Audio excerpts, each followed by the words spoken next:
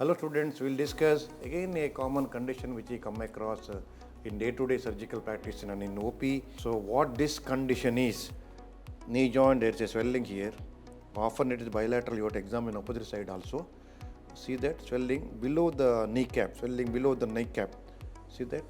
Probably it is smooth, skin is free, mobile in both direction, smooth, soft, cystic in consistency, non-translucent probably. That's the features I am going to tell. So it is infrapatellar bursa. It is usually the subcutaneous bursa below the kneecap between the skin and tibial tuberosity. So this is clergyman's knee. Clergyman's knee, it is called as, it is nothing other than infrapatellar bursitis. So what are the other bursa around knee? So bursa can be congenital or acquired. See, all adventitious bursas are acquired. Congenital bursas are there, which get inflamed or causes the bursitis, which is naturally it is there. So peripatellar bursitis is a little high up. They are called housemaid's knee or miner's beat. It is subcutaneous plane between lower half of the patella and the skin. Suprapatellar bursa is a deep to patella here. This is the site of the prepatellar bursa. This is the site of the suprapatellar bursa. See the location. This is the infrapatellar. This is the prepatellar. This is the suprapatellar. From below upward, like that. Between vastus medialis and patella.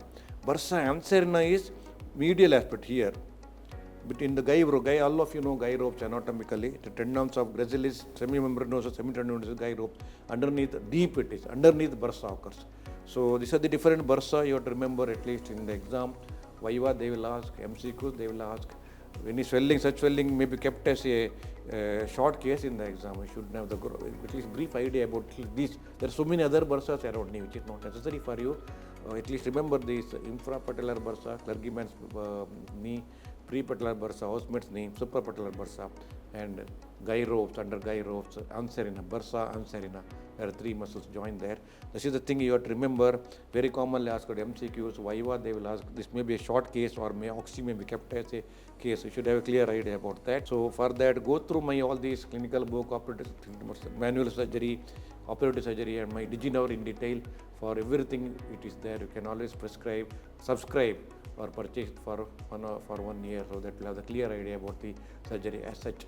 So students, I hope you understood this bursa around knee joint clearly. Thank you very much.